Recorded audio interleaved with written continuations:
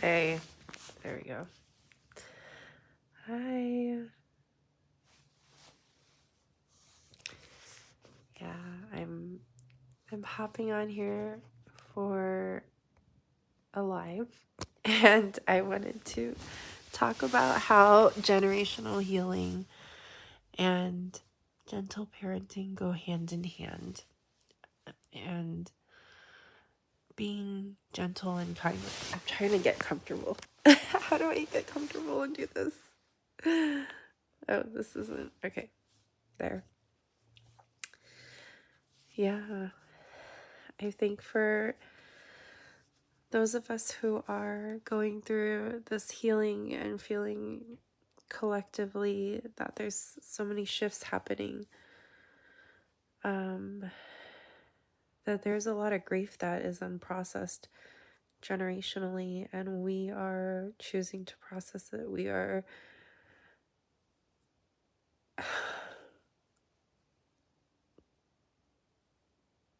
the ones that are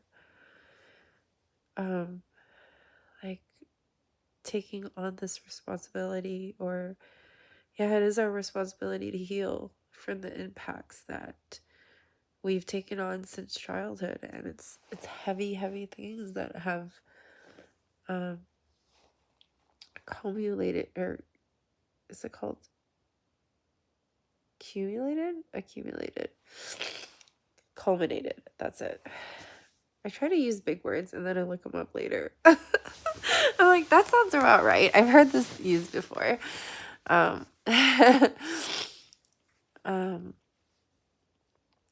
But I think it's like being gentle with ourselves too. Even that, like, I feel like that could be judged as like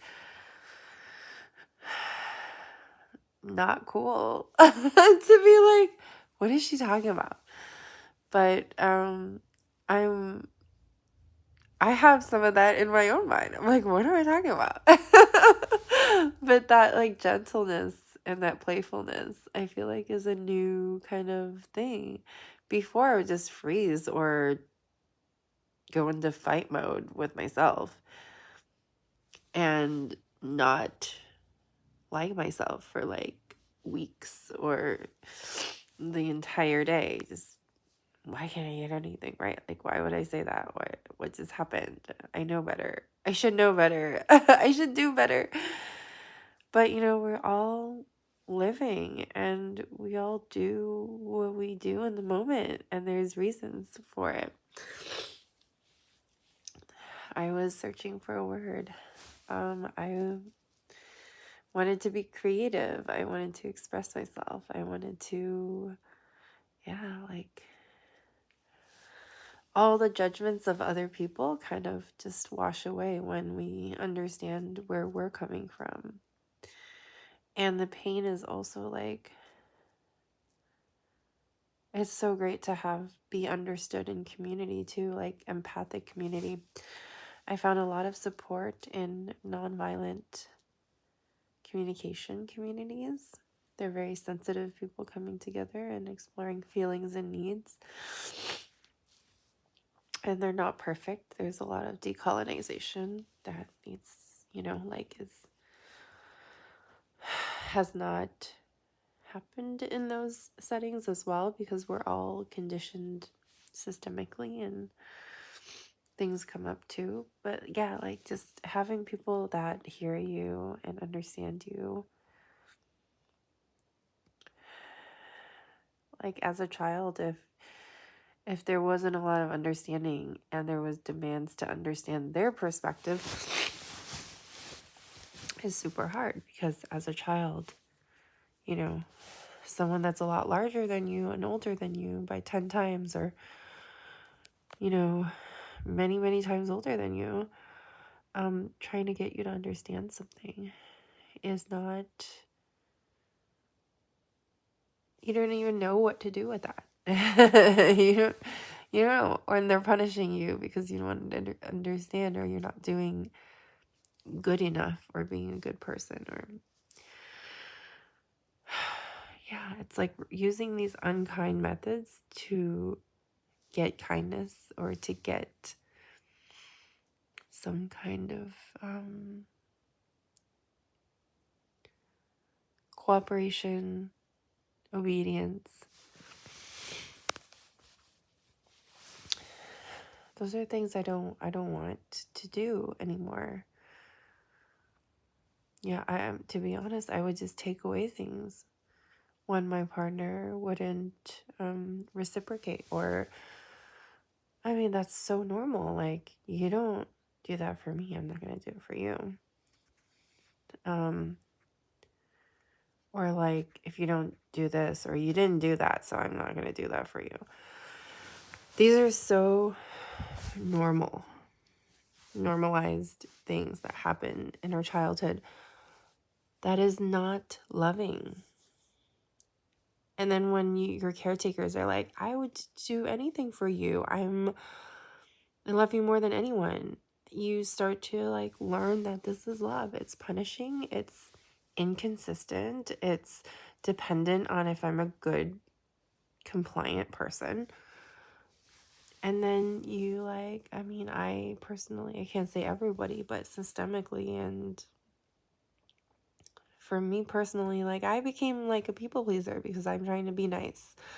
I'm trying to not voice myself. As a person of color, that's also very, that is a prevalent issue. Like I'm a person of color. There's,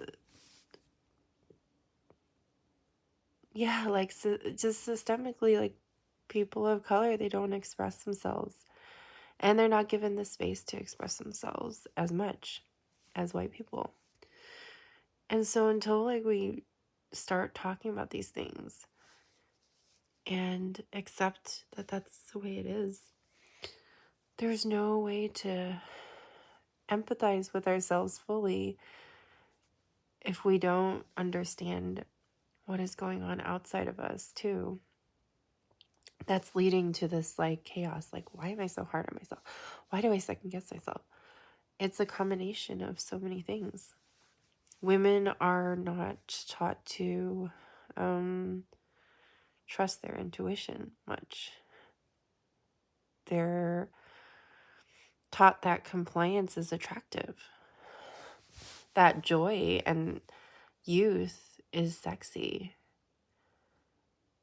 that being angry is unattractive. By being old, which is just a natural expression of life that happens naturally, nobody can stop that process. It's beautiful. It's an unfolding of life. But to fear that, to fear childbirth, it gives me so much grief because, yeah, it's like,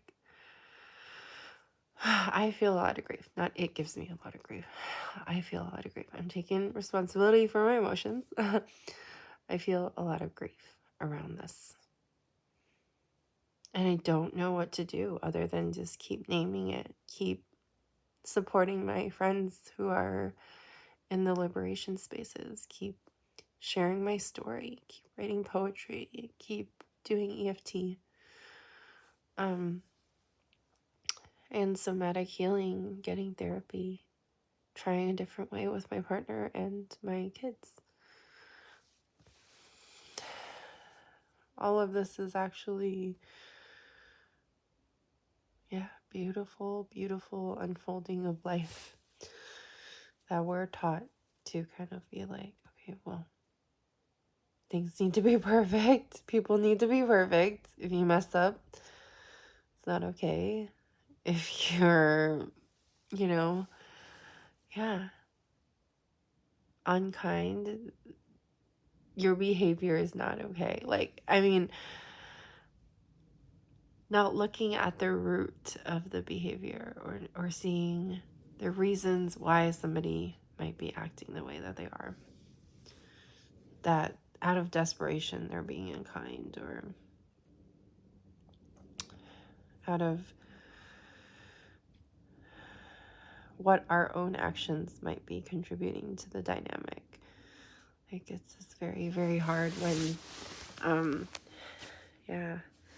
since childhood, like, our needs are not considered, talked about, they're suppressed. And it's hard when adults are doing that. It's like, the funny thing is, like, adults demand children to, like, be a certain way, right? But then adults have the agency and the freedom to show up however they want to a certain extent, especially in private, right? Especially in front of their family, which they're going to be there forever for them. They basically own them, and they're expected to be there for them no matter how bad the behavior is. And that is like, no. Take accountability for your own healing, your own patterns. And also, like, let's take the pressure off of kids to be perfect, because how do they learn to grow into adults that start seeing, oh, I behaved in ways that I didn't want to. I screamed. I see the reason why I screamed, and maybe I could try something else next time. That didn't meet my needs. I actually didn't get my needs met that way. But, like, just systemically, the way that, relationships are, and it's like that was never really spoken about, or like it was so repressed in childhood that now it's like, as adults, now I can do whatever I want. Like, not that we're consciously doing that, but like it feels that way sometimes, because it's like, where's the accountability in homes? Where's the accountability? There's a lack of community. There's a lack of accountability, and a focus on individualism and isolation. And that leads to isolation, which creates less accountability, and healing and support. And so it's just like this never ending like thing. Like, how do you shift out of it? Yeah. I guess it's like we can live out our own vision of something different and live in integrity of our own values. And that shifts us out of it. So it's taking self-responsibility. Yeah. There's so much to explore. I just want to drop a few resources really quick before I sign off and go do some work. I'm just seeing the threads of how gentle parenting and being gentle with ourselves, being gentle with our family can bring up so much.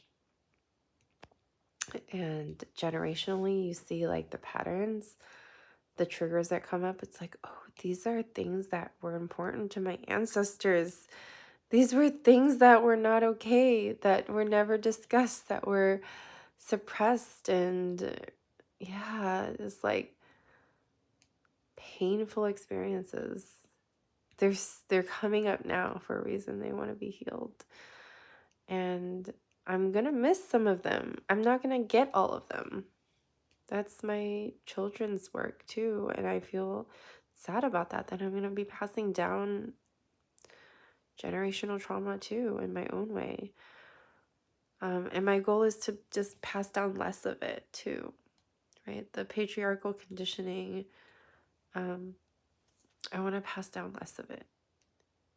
Yeah, that's what, from a class that I took in liberation with Mickey Kashtan, and she's one of the resources too. So she has great classes. She has a Nonviolent Global Liberation, ngl.org, I believe it is. But all of her classes are there. She does gift economy, so it's just beautiful how she is able to do that. So there's no cost. But also she just wants you to give from the joy of giving and what is comfortable, not overstretching. I think that's really beautiful. There's also free like empathy circles that I found online that I really enjoy. Yeah, there's some free resources. If you want to comment down below, I will attach more info as well. There's a call, Dr. Erasmus. Oh, Doodle's barking.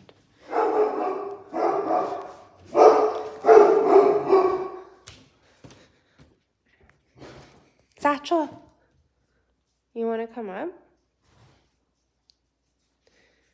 Satchel, you want to come up? You want to come upstairs? Sat, come on.